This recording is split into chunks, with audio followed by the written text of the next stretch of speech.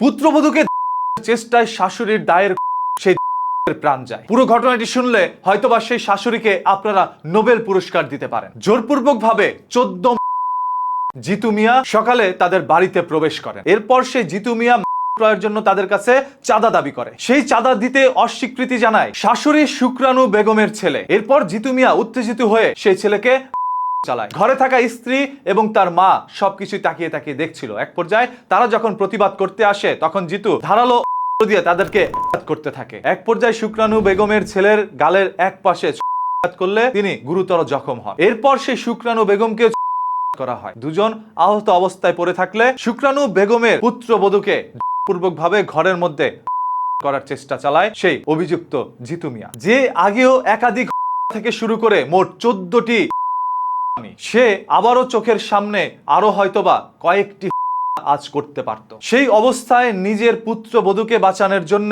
এবং নিজেরা বাঁচার জন্য শুক্রানু বেগম ধারালো দিয়ে সেই ঘাতক জিতু মিয়াকে নির্মমভাবে করে। এরপর 999-এ ফোন দিলে পুলিশ এসে ঘটনাস্থল থেকে জিতু মিয়াকে ধরে নিয়ে যায়। এরপর যশোরের একটি হসপিটালে পাঠানোর পর ওইখানকার চিকিৎসক তাকে বলে উন্নত চিকিৎসার জন্য তাকে ঢাকা হসপিটালে নিয়ে যান। ঢাকা হসপিটালে আসার পথেই জিতু মিয়ার প্রাণ যায়। এরপর অভিযুক্ত সেই শুক্রানু বেগমকে হয়তোবা আইন শৃঙ্খলা বাহিনী করেছে আইন নিজের হাতে তুলে নেওয়ার জন্য, কারণ সেও তো অপরাধ করেছে আরেকজনের জীবন নিয়ে। এখন আপনি কি সেই শুক্রানু বেগম মানে সেই পুত্রবধূর শাশুড়িকে মেডেল বা নোবেল পুরস্কার দিবেন? কমেন্ট বক্সে অনেকে তাই দিচ্ছে। দেখেন, যদি তখন তারা নিজের জীবন রক্ষার্থে আইন নিজের হাতে তুলে না নিত তাহলে হয়তোবা তার পুত্রবধূর ইজ্জত করতো সেই জিতু মিয়া এবং তাদেরকেও নির্মম ভাবে দুনিয়া থেকে সরিয়ে দিত। একাধিক সে এলাকার মধ্যে বুক ফুলে চলছে, আরেকজনের বাসায় চাঁদাও দাবি করছে, নিজে সেবন করবে করার জন্য টাকা নাই, এই জন্য আরেক বাসায় গিয়েছে টাকা আদায়ের জন্য। টাকা না দেওয়ার কারণে পুরো পরিবারকে নৃশংসভাবে দুনিয়া থেকে সরানোর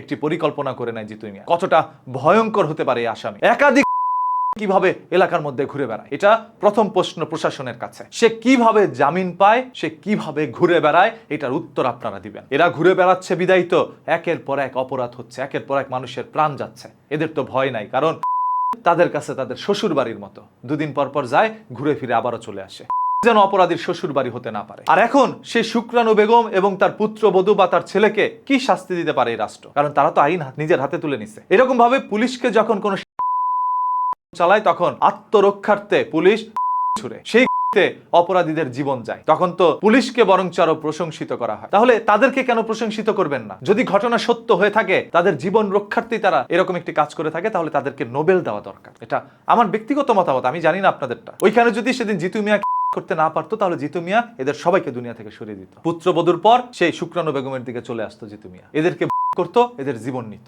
আপনার কাছে এই সম্পূর্ণ বিষয়টা কি মনে হয়? কমেন্ট করে আপনার মূল্যবান মতামত জানান। আপনি এখন কি শাস্তি চাচ্ছেন? দেখতে চাই আপনাদের সবার মূল্যবান মতামত। দেখা হবে আপনাদের সাথে পরবর্তী ভিডিওতে খুব শীঘ্রই। এই সম্পর্কে আরো তথ্য জানার জন্য চোখ রাখুন নিউজ কিতে। কথা দিচ্ছি, মাটির নিচ থেকে লুকোনো সত্য উন্মোচন করবো আপনাদের সামনে, তাই পেজটাকে এখনই ফলো করে রাখেন।